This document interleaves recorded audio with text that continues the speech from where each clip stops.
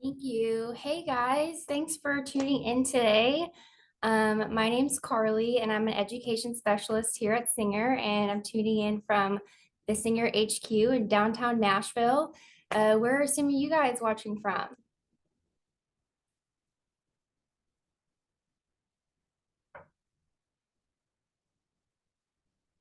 Hopefully somewhere warmer than Nashville. It's cold here today. But today we're going to be making these accessory fabric trays, and these are a really great beginner project. So I'm going to move it over to this screen. Super easy beginner project. You can get this done in about an hour, which I'm going to show you guys. The whole process, we're going to be focusing on decorative stitches today, and it's something that's really cool is called programming.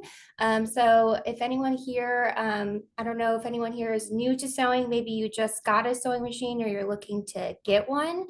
Um, the Singer Heavy Duty 6700 that I have today, a cool function on it is program stitching. So I'm going to show you guys how you can add some lettering to your item as well.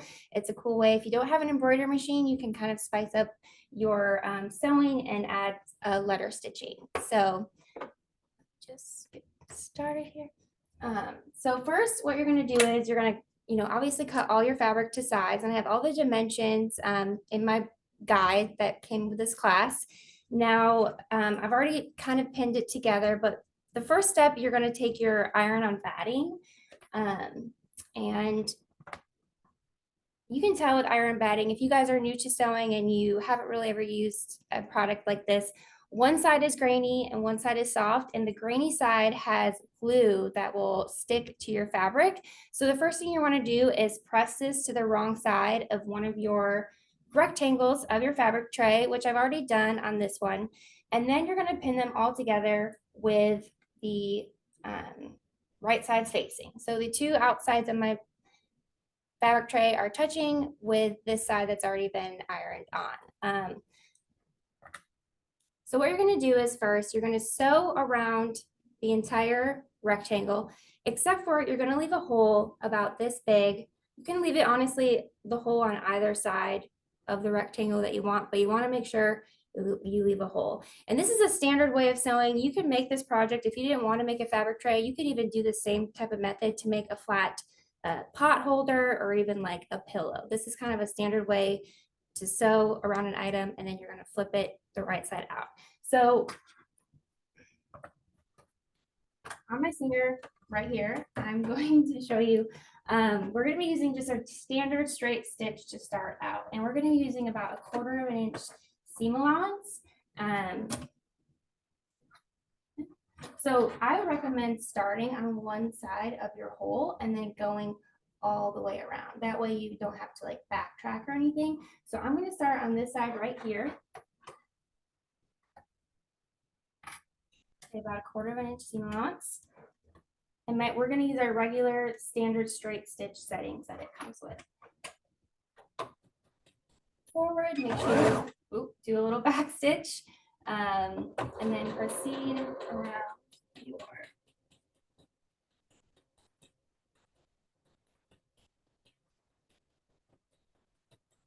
and then just make sure every time you get to your corner points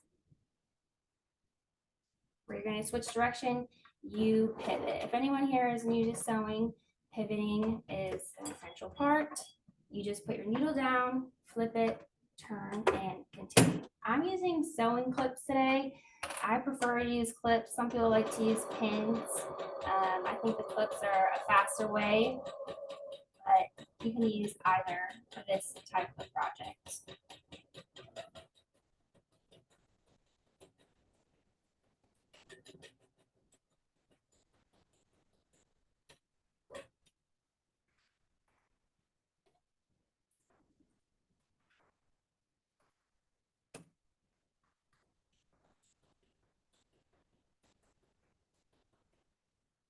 Switch up my camera views for you guys. You can see a little closer. Oh gosh.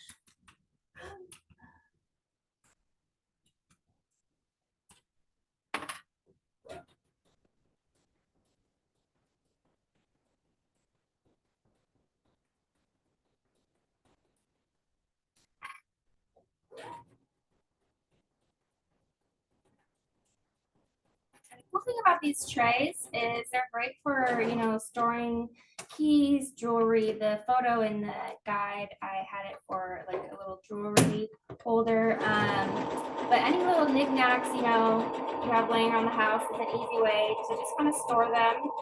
And there's a couple options when you make it where you could use ribbons to tie up the sides. A lot of people are really into ribbons these days and bows. But you could also just simply sew up the side, which I'll show you a different version in a minute. If you don't like the ribbons, so that's kind of optional. But so this is, oops. Once you get around, you're gonna leave a hole. Honestly, my hole could probably have been a little bit bigger. And then you're gonna flip it the right side out. And this can be a little bit of a process, and I wish I had like a fast forward function. So I've already flipped one the right side out. So Carly, I have a question for you. Do you ever clip the corners before you turn your fabric? Yes, great question, Sonny. Yes, I would definitely recommend. Totally forgot that a little bit. So as you can see, the corners here, I would definitely clip your corners before, because when you flip it the right side out, especially with thicker fabric, which is better for these trays, like canvas or denim, things like that, it can be hard to get that pointed corner. So making sure that you snip it. I'll show you guys. Oops. Right around your corners here. You could snip it close to it, or you could do kind of little snips like that. And you can also trim around your seam allowances if they're a little wider, but always snipping your corners helps get that defined corner once you turn it the right side out. So, which on the one I'll show you when I flipped it, I did snip all of the corners. So then once you flip it the right side out, you're going to want to use a point turner. I like to use chopsticks. I don't have any chopsticks here with me today, but you can pick them up at your local takeout. Or you could use scissors. Just be careful when you use scissors to not, you know, obviously poke a hole in your corners, but you'll reach in and really, you know, push the corners out the best you can. And this process can also take a little bit sometimes. And then give it a really good press all the way around. And sometimes I like to also work my seams by, if they're a little fluffy on these edges here, you can kind of take your finger and just work them out so that way they get pressed out nice and flat the best you can. So now we're left with this, and I obviously had already pressed it, but your hole, when you flip it, it's going to be kind of, you know, sticking out like this. But you can tell you have a natural fold right here where that's where we're going to sew. And we're going to actually do a top stitch all the way around our rectangle. And when we do that top stitch, we're just going to close our hole in that process. So that's an easy way where you won't even know that the hole was there, because we're just going to go over it with a top stitch. Now for this top stitch, zoom in a little bit. I'm actually going to turn my needle so it's a little bit more to the right, because I want to sew my top stitch as close as I can to that outside edge. So a trick you can do, you know, to move your needle, most machines have, trying to see if I can see it here. Gosh, you see here, there's a little needle image and it's in the middle. So a way to, right now I'm on a straight stitch.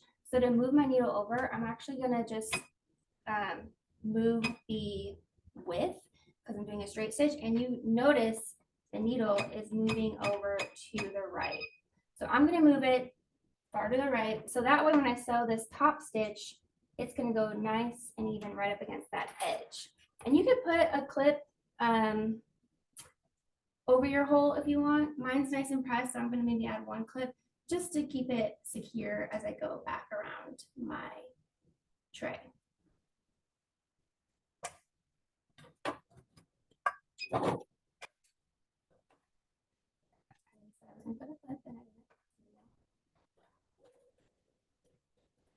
And it's important when you're doing top stitches, you know, if you're a new sewist, you know, straight lines can be a little hard. And I'm obviously using a darker thread, so you can see it, and a top stitch means it's on the outside. So if you're gonna start sewing and not really pay attention to your line and you go a little uneven, you will see it. So just try and be mindful of top stitching. You might have to go a little slower or really watch your lines.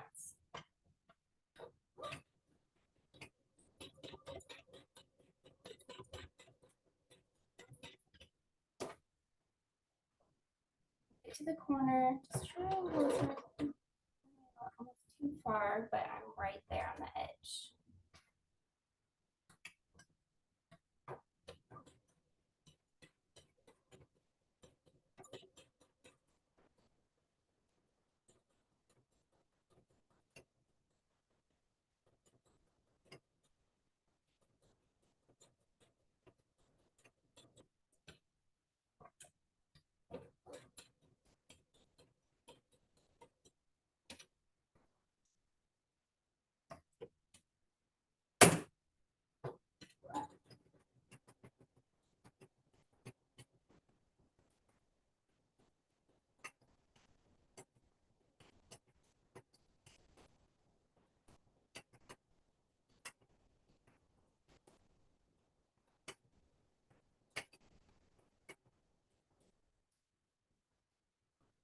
And turning the handle on the side kind of helps you with that final. If you're a little unsure, you know, if you could go a little bit closer to the corner, you can always use your hand wheel on the side to just get an extra step closer.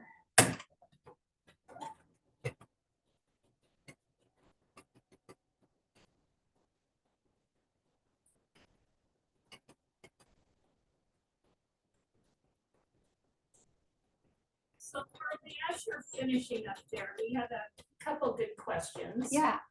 Kristen asked about putting the needle to the right, and because that's what you showed, and I actually said that helps keep the foot on the full fabric, right? So I think that is a good reason for putting the needle to the right.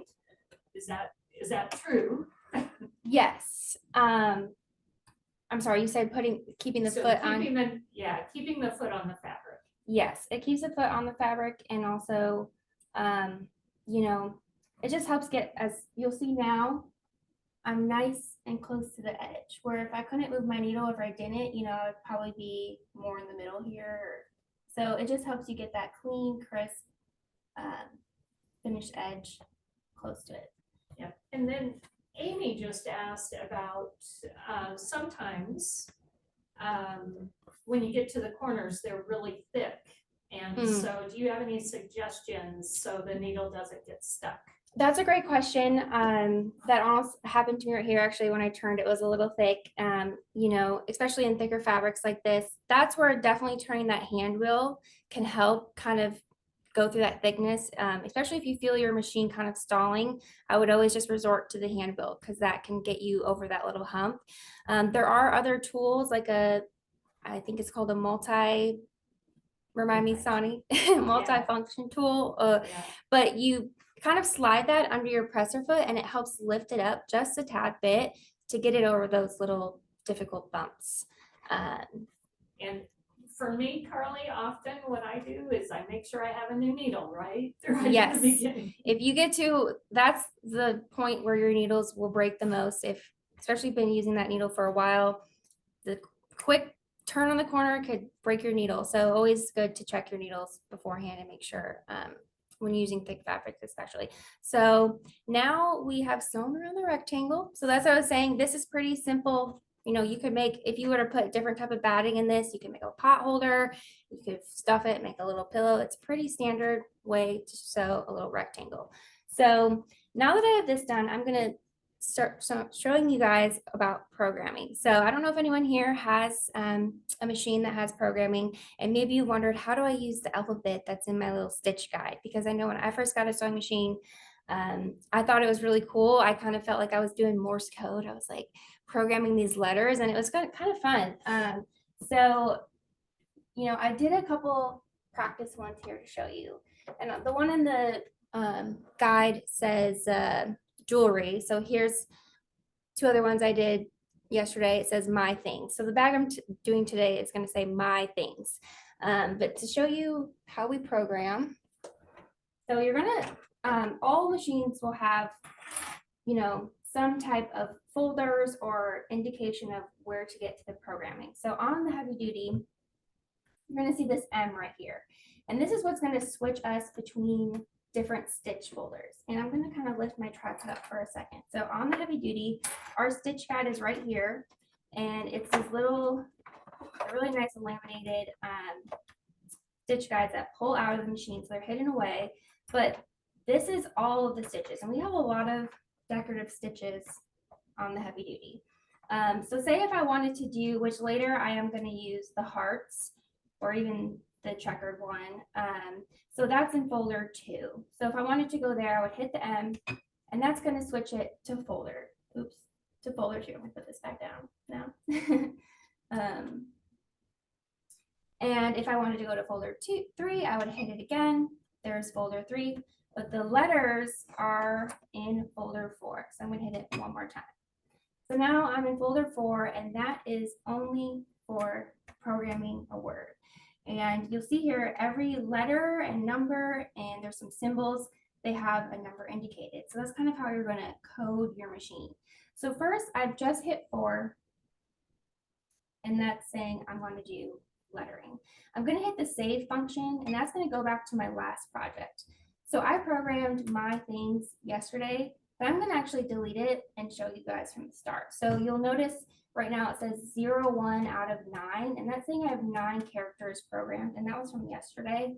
But I want to start new. And if you're doing this, you want to make sure you always double check that, because you might program a new word and not realize that there was an old one saved. So I'm going to delete that, and it's going to delete it per character. So I'm going to delete all the letters and start fresh. So now I'm at 0 for 0. So I'm going to program my things again, and you'll see here, I'm going to start typing in each number. So M is 23. So I'm going to type 23. And you don't really have to do a next or anything. So 23 is there, and it says 0, 1 out of 0, 1. So M is in there. Now I'm going to go to my next letter, Y, 35, 2 out of 2. And I'm going to do a space, and that's kind of like a little underscore symbol, 58. And it's good to like remember as you go. I always keep my finger on like whatever one I just programmed so I don't lose track of where I was. Things, 30.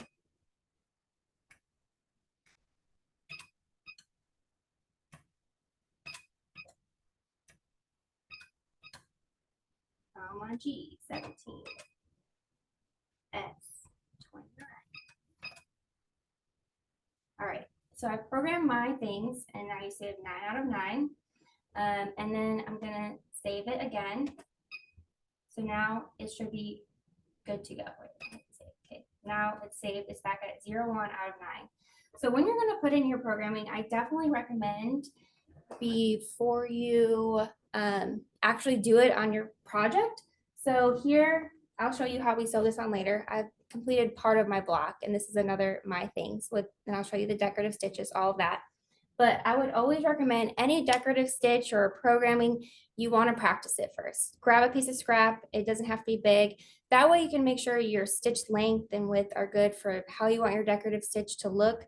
But also, you know, you could have programmed the wrong letter, or you could have missed a letter. So that way you can also make sure. But I like to also program it out first, because before I do my final piece, I want to make sure I have the right size of the word I'm going to put on. So I have one that says my things. I thought I cut it out.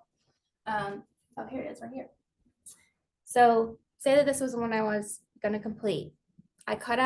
I made one that says my things. I cut it out, and then I'm going to lay it on my block. So that way I know exactly where I want to start. Because you might think, oh, I'm good to start right here. And then you get off and your word goes off the edge of the fabric. So always have a tester. Now, when I do this one, we're going to use stabilizer. This is just a standard tearaway stabilizer. I don't need a huge piece, but I'm just going to place it right in the middle underneath my fabric. And that's just gonna help secure and make it sturdy and strong so it doesn't like stab through too hard. So actually, do this one. And the cool thing about stitch programming is when you do it, so right now it's on 0, 1 out of 9 characters. And once you hit start, it's gonna start stitching the whole word and you don't have to stop or anything. It will stop right at the last letter when it's complete. So I'm gonna kind of show you. So here is the My Things one from before. I'm gonna put it on here just for a reference, okay, like where I wanna start. And it's gonna start on the bottom of the first letter. So right about here, that's a good starting point. Now I have it programmed, ready to go. All you're gonna do is gonna start your gas and you're gonna press it until it stops, which will be at the last letter. So.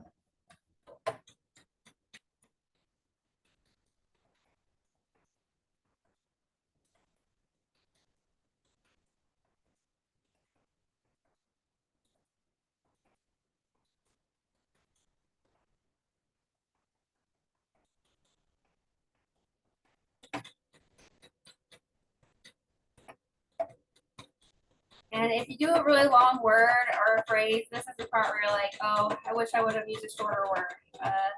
So usually I try and do one word at a time, but if you want to do a bunch of words and have spaces, that can get a little tricky sometimes.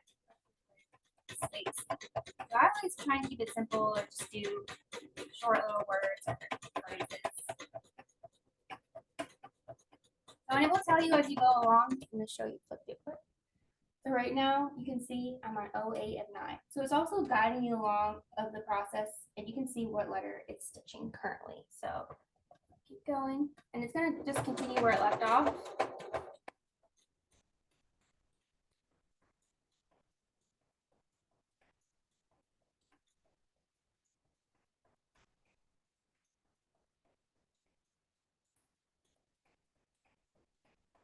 And then it slows down and then it will just stop. There we go. Okay, let's look at our programming snippet. And where did I put my scissors? Oh, there. It's classic. You never can find your scissors when you need them.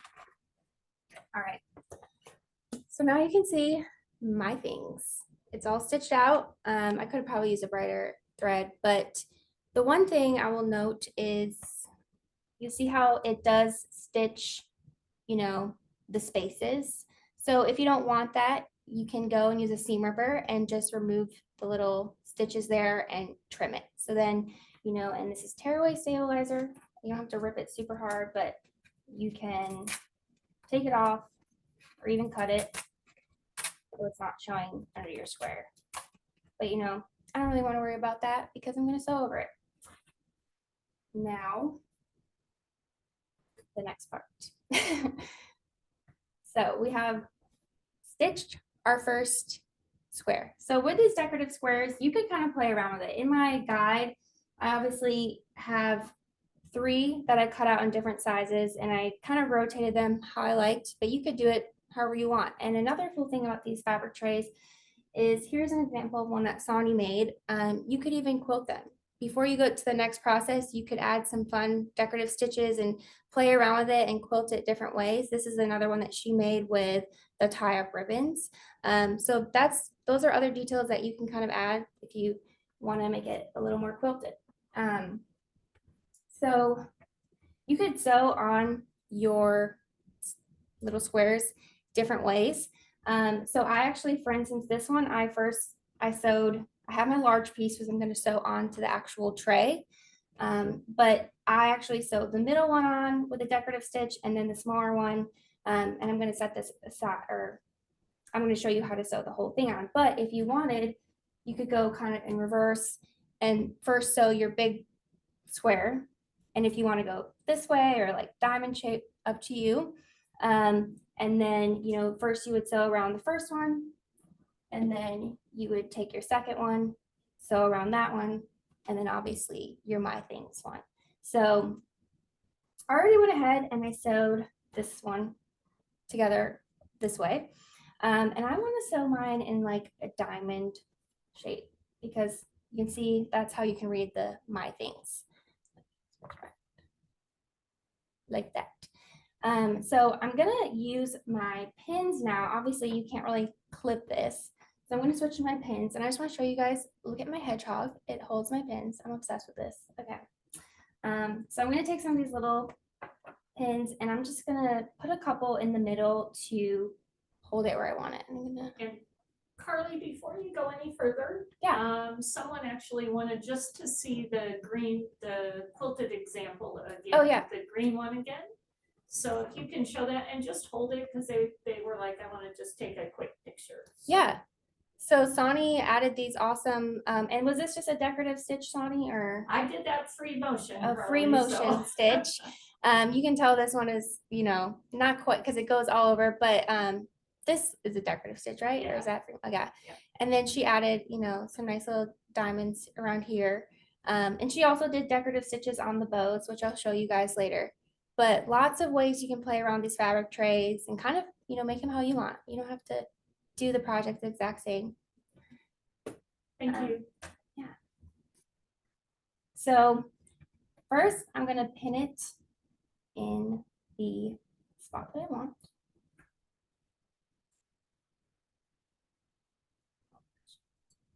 So I'm going to just pin it in like, maybe like 2 or 3 pins in the middle, out of the way though of where you're going to do that, of your decorative stitches. I feel like that's not even. And I don't know, what do you guys think in the chat? So I actually, I switched it up. I did hearts here and then the little square checkers here, because I thought that kind of went with my checkered fabric. But I'm wondering, for the main outside decorative stitch, do you guys think I should do another row of hearts or checkers? What do you guys think? They're actually what? Looking at your hedgehog. Oh, right my now. hedgehog.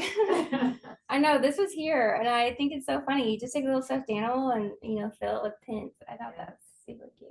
Well, we have one for checkers and one for hearts. Oh, so no. I don't know. Who wants We to? have 2 for checkers. Oh, two 2 for for checkers. checkers. Okay. All right, so checkers. Checkers it is. Oh, another hearts though. Oh, no. Okay. It's a race. It's neck and neck. I want to break this pin here. Maybe, yeah, so it is a little thick right now, pinning this. So you prefer to do one big square first and then move on. My guide that I sent, I did, first I sewed on the big square and then I sewed it on the opposite way. It's too close to.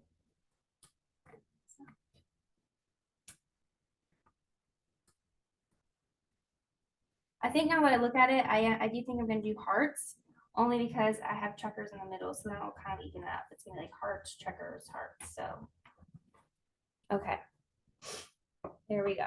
So now what I'm going to do is I'm going to sew hearts all the way around this side edge. And when you do it, you want to make sure, oh, am I not on the right camera?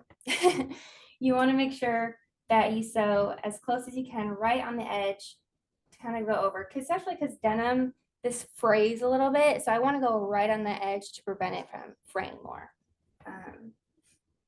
So same as before when we did the programming, we're going to switch now. So I want to use the, let me find it, the hearts, which are number 36, and it's on card 2. So I'm going to hit that again, the save, to kind of close out of that. And then I'm going to hit the end. And now it's going back to 1, hit it again, and now we're in folder 2. So I want to do the hearts, and that's stitch 36. And I'm going to play around with my length and my width just a little bit to make sure I have my hearts how I kind of want them. And so as I said before, it's always good to test your stitches before. So I'm going to real quickly here, just make sure my heart looks how I want it.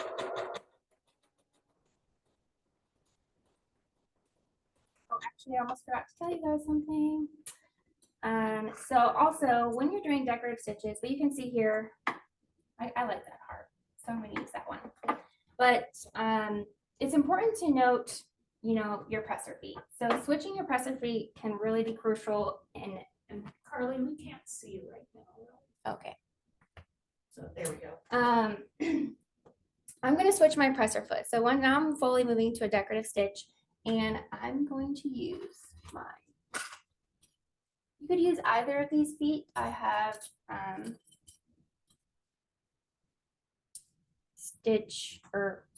foot B here and an open toe foot. And I'm going to zoom in and show you guys. So this is B foot, and you can see, oh gosh, on the back, it kind of has an open space, and that allows your decorative stitch to slide easier under your presser foot. And the open toe foot is very similar, except for it's just open right here. But you can see there's that extra space. So I'm going to use the open toe one. And I honestly probably could have used it for programming, and I didn't. So you just, you know, remove your presser foot with a little lever on the back, or you pop it off. And you can see here, this regular foot doesn't really have as good of a space. It has a little bit of a groove, but not as much space for your stitch to guide underneath it. And you pop your other foot on by just placing it under, matching it up, and moving your presser foot down. There we go. All right. So I have my decorative stitch programmed that I want to use, and I messed with the length and the width, and I think it will look good. So now I'm gonna place my foot. Doing some pretty nice. All right. I'm gonna place it in a spot where I think will be right on the edge, and I'm first gonna just turn my hand wheel a little bit to make sure it's gonna be, yep, so it's going right back and forth between the edge and right off the edge, so I think that will be a good spot. So I'm gonna start my decorative stitch. Doing the decoration, you can keep sewing, but as you're doing that decoration, someone suggested you could do one side a heart, one side a check, one side a heart, one side a check. I love that idea. I'm gonna do that. See, this is why I'm so glad you guys are here.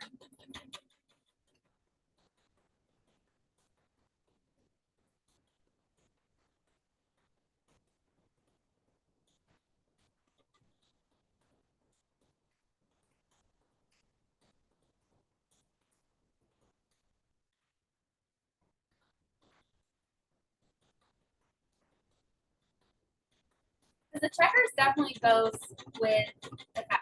So I mean, I kind of got to do that.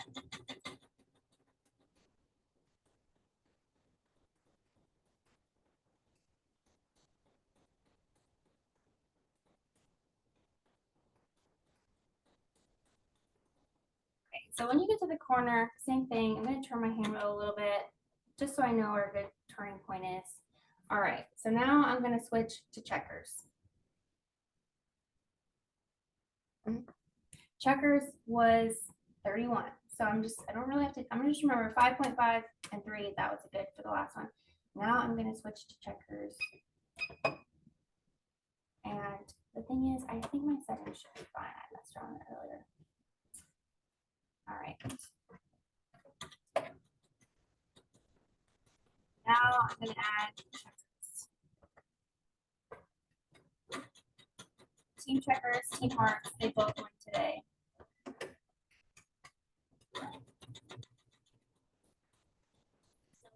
Someone is asking actually about the bobbin, Curly. How do you know, it looks like it's gonna take more thread. How do you know if you have the right amount of bobbin in? That is the luck of the draw. I started and it was probably like a half full, so I could run out and I will have to refill it. So with sewing, you know, there are some machines we have now that will actually tell you when your bobbin's low, which is amazing. I'm not sure if the heavy duty does that, but if it runs out, I'll have to stop, and I can just start back where I left off on that decorative stitch, but I'll have to stop and refill my bobbin. Does that answer that? Yeah, I think the good thing would be is just to make sure your bobbin's Yes. full when you start, right? Yes, and they're all right. Decorative stitching definitely takes more thread. And now that I say that, I hope that I don't run out.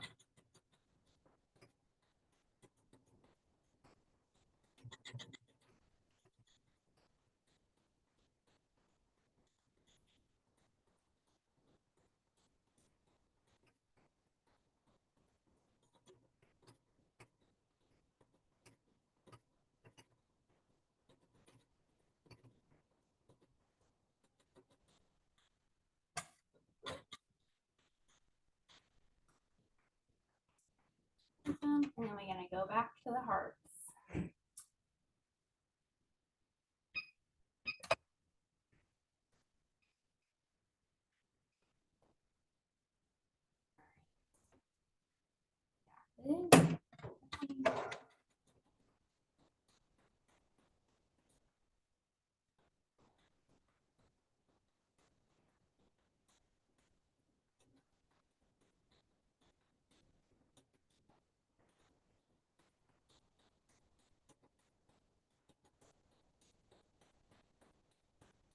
And as you can see, that's why I started the decorative stitches on the other blocks, because it does take a minute, but it looks pretty.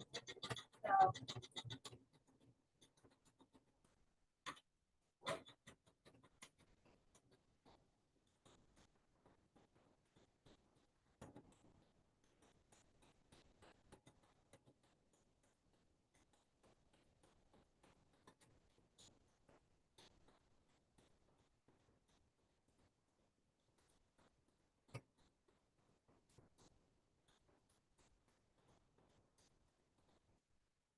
all right.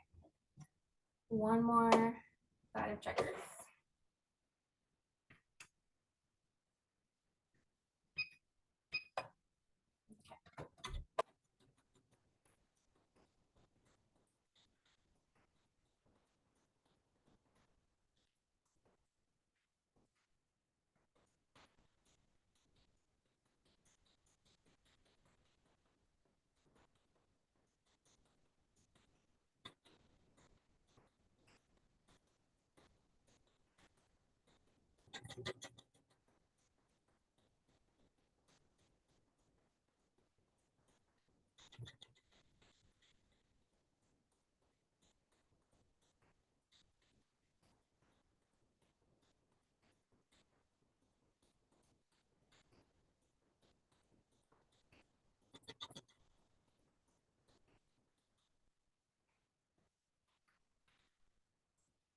All right.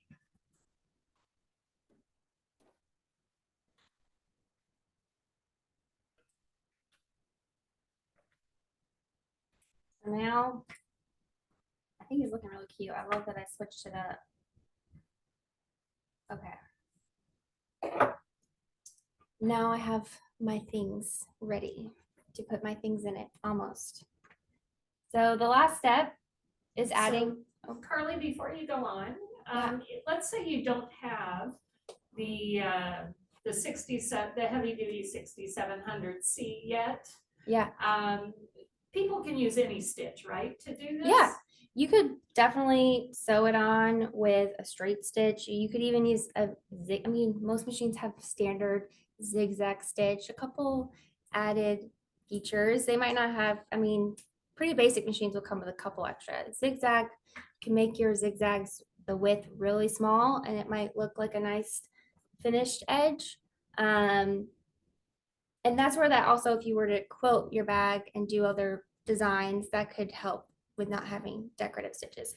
And you'll see here, I only sewed the one side on here because I did the other one. If you were to sew it individually, each square, like how I mentioned earlier, you would see more decorative stitches on the bottom.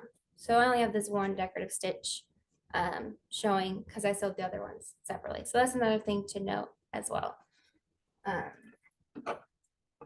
I'm just going to trim up my thread really quick.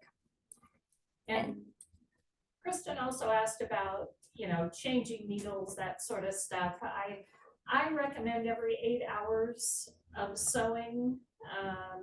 So there's your close-up. Actually, they were asking Oh, that's really close. Yeah, about seeing the close-up of a couple different samples. But I just mentioned every 8 hours of sewing is you should change your needle. I think that's pretty basic. So here's the other sample that was in my, which I just used, I don't even know the name for this decorative stitch. Do you, Sonny? It's just an overcast stitch. Overcast or it stitch. Might even be a hand look applique stitch. I like that I got a little cute and funky this time with the hearts and stuff. So you can definitely play around with it.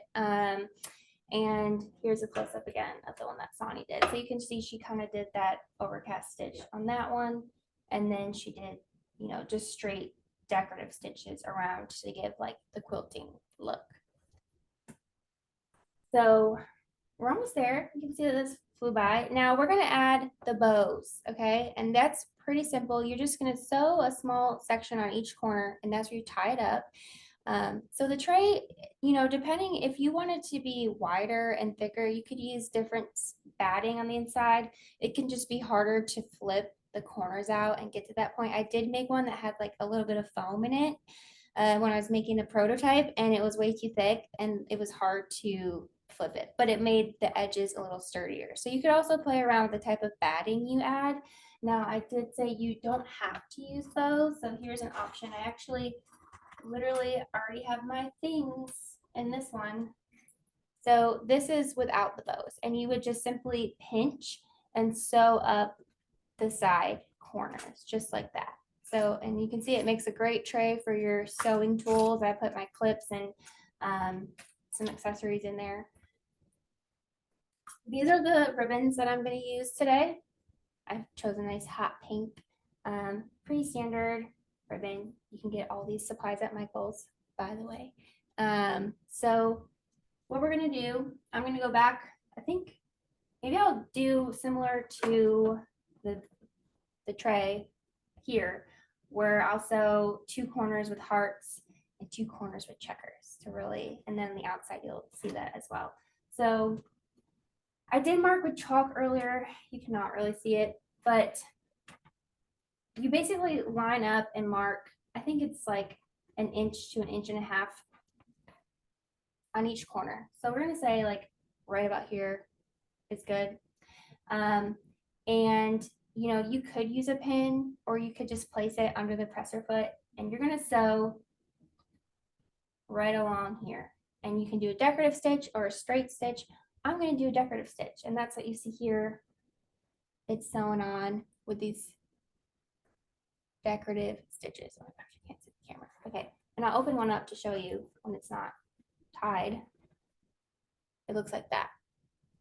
And these are great too if you're traveling. You could just lay it flat and like have it like on a little envelope. So, oh, dice games. Oh yes, I need to play a dice game. It's been a long time, but now that I have a tray. So, okay. So I'm gonna, I don't know if I should zoom on this one. Show you guys how I'm gonna, is it fuzzy? Okay. Someone said double check your bobbin thread, Carly. Oh yeah. They're looking out for you here. You are. Oh my gosh, you guys are right. So I have like, I don't know, do I use the rest up? I just do as much as you can. Yeah, I'm gonna go. I'm gonna use it up. We'll see how far you get. You guys are helping me design my bag, and you're keeping your eyes out for me, so I appreciate that. Yeah, hopefully I might get like 1 corner done with these decorative stitches, and I probably have to change. But I do have a pre-wound bobbin. We'll see. All right, so like I said, right here, we're gonna sew a decorative stitch right in the middle of this corner. Now I want to also make sure that my bow is pretty centered. Okay. So I'm gonna place it right under my presser foot, the first edge. And I'm gonna do, it's already on the checker, so I'll just go ahead and do the checker on this one.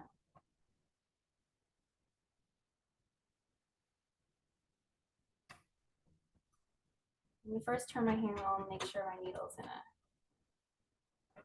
Okay.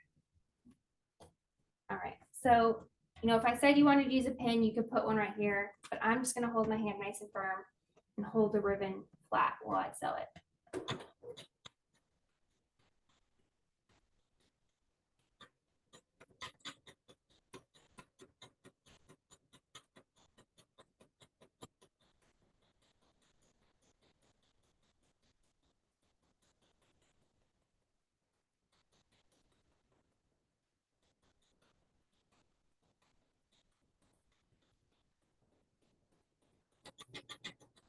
Okay.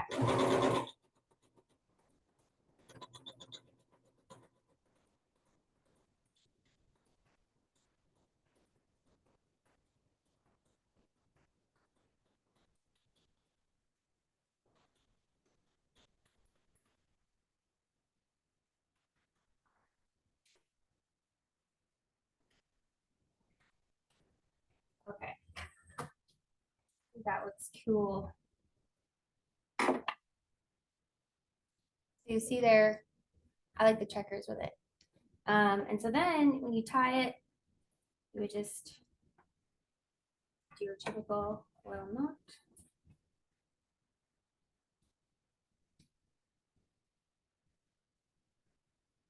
And obviously you can play around with the bend once you have all four of them on, but cute little bows.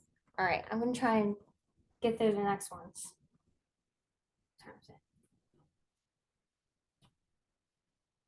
So again, lining up the corners. There's my bobbin is still hanging on. We're gonna see. I'm gonna do these two corners checkers and then the next two hearts.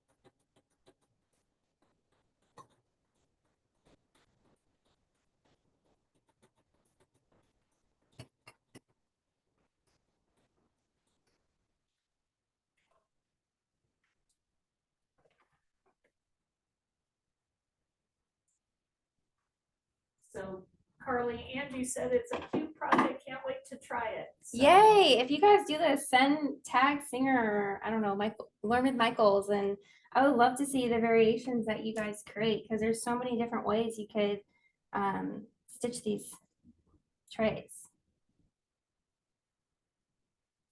And oh gosh, my bobbin is really, it is almost gone.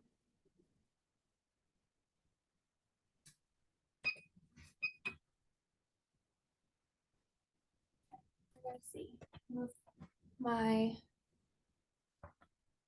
hearts now.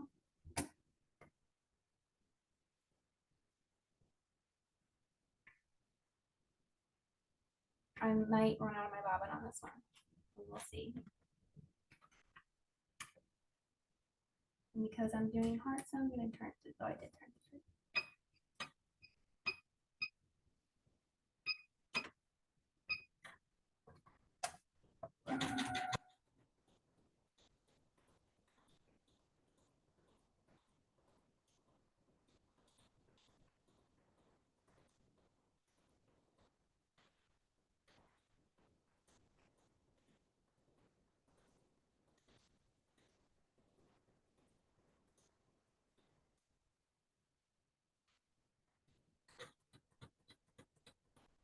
Okay, I think my bobbin's not in its last leg. Always got through that one. All right, so you can see the hearts. Probably could have spaced it a little better on that one, but cute. All right. Now, this is actually a question for Sonny. If my bobbin is super wound, is that going to be a problem? Should not be a problem. Okay. It's Yeah. like, I really wound this bobbin. Yeah. I should have used this one at the start, huh? Okay, yeah, it will work. All right, my last ribbon.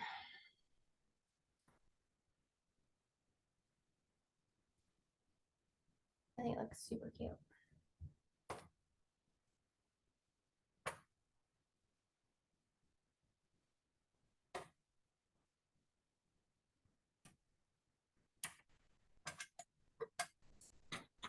Oh, my needle came unthreaded. Classic. Whenever you're sewing, it's always like when you're crunched for time or you just tell somebody how to do something, and then of course.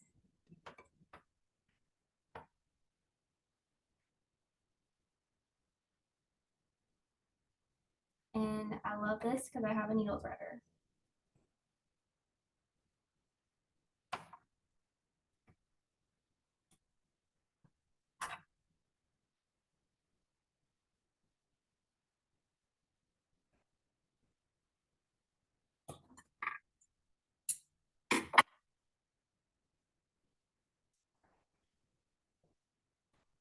Like I need to sing that song. It's the final countdown. I shan't sing on tune. All right.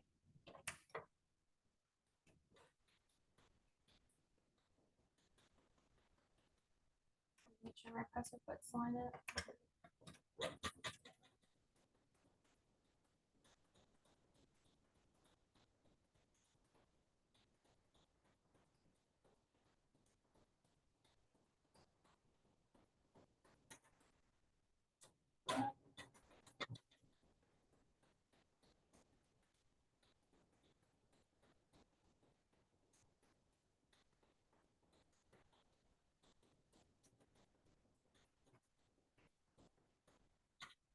All right.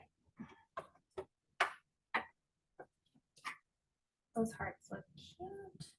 All right. So I have sewn on all my bows.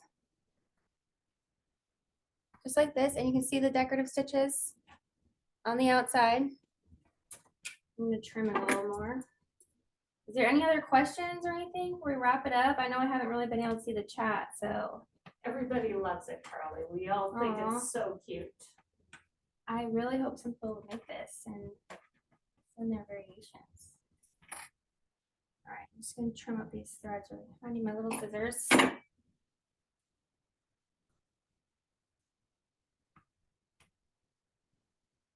right. And I will say, I don't have my iron on right now, and so I'm surrounded by cords right now. But once you tie it up to using the iron, like just kind of helps around the edges. But I'm gonna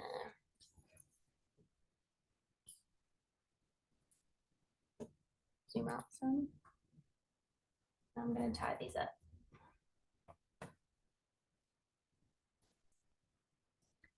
Tie them nice and tight.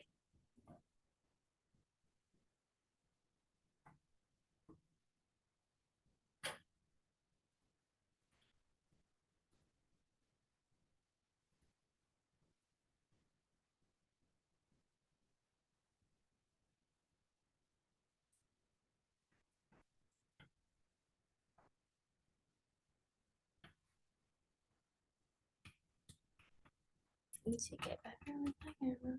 There we go.